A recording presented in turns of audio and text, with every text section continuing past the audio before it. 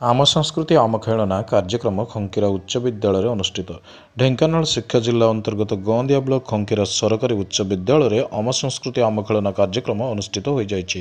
ଏହି କାର୍ଯ୍ୟକ୍ରମରେ ମୁଖ୍ୟ ଅତିଥି ରୂପେ ସରପଞ୍ଚ ଖଙ୍କିରା ରଞ୍ଜୁଲତା ଦାସ, ମୁଖ୍ୟ ବକ୍ତା ରୂପେ ପ୍ରାକ୍ତନ ଶିକ୍ଷକ ହେମନ୍ତ କୁମାର ବ୍ରହ୍ମ ଓ ସମାଜସେବୀ ଅଶୋକ ପତି, ପ୍ରାକ୍ତନ ସରପଞ୍ଚ ଅଜୟ କୁମାର ଧୀର, ପୁରାତନ ଛାତ୍ର ସଂସଦର ସଭ୍ୟ ମନୋଜ କୁମାର ବ୍ରହ୍ମ ଓ ନାରାୟଣ ସିଂ, ରଞ୍ଜନ କୁମାର ମହାପାତ୍ର, ବିଦ୍ୟାଳୟ ପରିଚାଳନା ସଭାପତି ଗୋବିନ୍ଦ ଚନ୍ଦ୍ର ବିଶ୍ୱାଳଙ୍କ ସମେତ ପ୍ରଧାନ ଶିକ୍ଷୟିତ୍ରୀ ସୁମତି ନାୟକ, ସଂଘମିତ୍ର ସାମଲ, ସାଇଶ୍ରୀ ବାରିକ, ସୁମିତ୍ରା ରାଉଳ, ଆହୁତି ପଣ୍ଡିତ, ନିରୁପମା ସାହୁ, ପୀତାମ୍ବର ଦଳେଇ, ଅଞ୍ଜଳି ବ୍ରହ୍ମ ଓ ଇପ୍ସିତା ସାହୁ ଯୋଗଦାନ କରିଥିଲେ।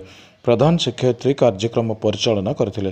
ମୁଖ୍ୟ ବକ୍ତା ହେମନ୍ତ ବ୍ରହ୍ମ ଖେଳନା କିପରି ମଣିଷ ଜୀବନ ସହିତ ଜଡ଼ିତ ତାହା ଆଲୋଚନା କରିଥିବା ବେଳେ ସମାଜସେବୀ ଅଶୋକ ପତି ସଂସ୍କୃତି ପରମ୍ପରା ଓ ଖେଳନା କିଭଳି ଅଙ୍ଗାଅଙ୍ଗୀ ଭାବରେ ଜଡ଼ିତ ଓ ନିଜ ଗ୍ରାମର ଦୋଳଯାତ୍ରା, ଜଗନ୍ନାଥ ସଂସ୍କୃତି ସହିତ ସ୍ୱରଚିତ କବିତା ମଧ୍ୟ ପାଠ କରି ସଂସ୍କୃତି ଖେଳନାର ଭବିଷ୍ୟତ ଦିଗ ଉପରେ ଆଲୋକପାତ କରାଇଥିଲେ। ପୁରାତନ ଛାତ୍ର ସଂସଦର ମନୋଜ ବ୍ରହ୍ମ ସଂସ୍କୃତି ଓ ଖେଳନାର ମୂଳତତ୍ତ୍ୱ ଉପରେ ଆଲୋଚନା କରିଥିଲେ।